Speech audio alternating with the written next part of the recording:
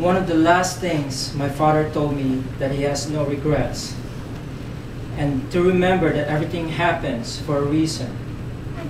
As I look back on his life, our life today, I can only say that God is good. God is great because for the past 57 years, He graciously, strategically guided my father from a life of humble beginnings to a life of abundance. Born into a loving family with 2 brothers and 4 sisters, my father worked hard in school to excel in his studies. While a pharmaceutical representative for Warner Lambert / Park Davis, now known as Pfizer, he went to law school.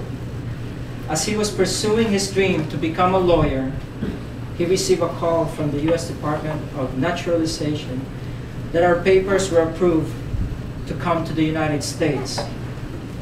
Without hesitation and only trust in God's higher power, he gave up his life, his dream of becoming a lawyer, to provide a better life for his children, for me, Kari, and Carol. He made the ultimate sacrifice. My country, 'tis of thee, sweet land of liberty, America. When we arrived here from the Philippines, life was, let's just say, very different. It was actually harder. Life was tough. But did my father falter? No. His faith in God kept him strong. We didn't have much when we arrived, but we had each other. And one lesson that my father and my mother ingrained in our hearts is that a family that prays together stays together. And that was what we did. We prayed hard. We woke up early and worked and studied hard. My father always said that knowledge is power, but the key to that power is to use it properly and to always work with dignity. I take my father as an intellectual, a man who had a unique insight of life beyond his years. Within the family, he always had a quiet demeanor, often observing rather than participating. Yet, when he spoke, everyone listened. His words and action usually reflected high moral value and integrity. He provided a solid educational foundation for each of us to encourage academic achievement, self-confidence, and discipline to enable us to achieve success through our own merits and become visionary leaders of today. Leaders, of course, under one God, one body of the universal church. He truly lived a life of abundance, not in monetary value, but of abundant love and friendship, as we can witness today. Carlo Magno, meaning Charles the Great, you truly are you are truly a man of great stature. Thank you, Daddy Paul, for everything. Thank you. You live, you love, you laugh, and you left a legacy. I love you, and no regrets.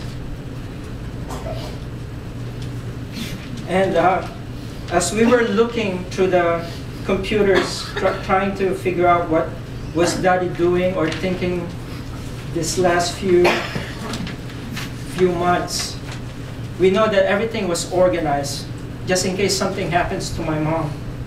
But I came upon this, which I will only read the 2 first poems, but he also left like directions on grieving. One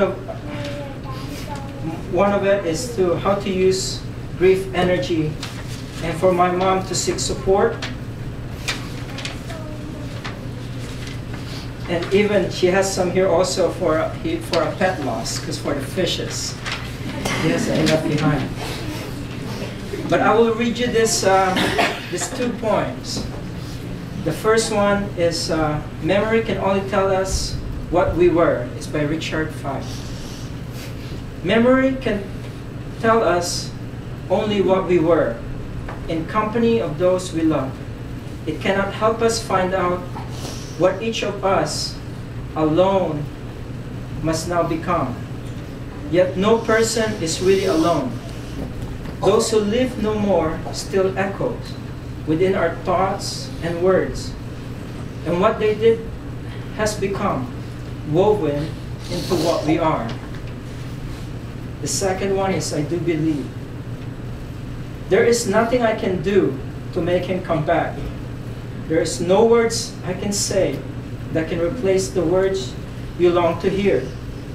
There are no answers I can give that will satisfy your questions. There is not another soul I can introduce you that will ever replace his. And there is no love I can offer that will ever replace the love you shared. I cannot promise your broken heart will ever be complete. I will not say it could have been worse. I will not deny it was a tragedy. I will not lie and tell you he will come back. He never really left. I do promise he hears you when you speak. I will say he loves you no matter the distance. I will not deny he is in a better place. And I will not lie, he is waiting to greet you someday. He is every step you take. He is in everything you do. He is in the air you breathe. He is every beat of your heart. He is like the wind. You cannot see him, but you will always feel him. Thank you.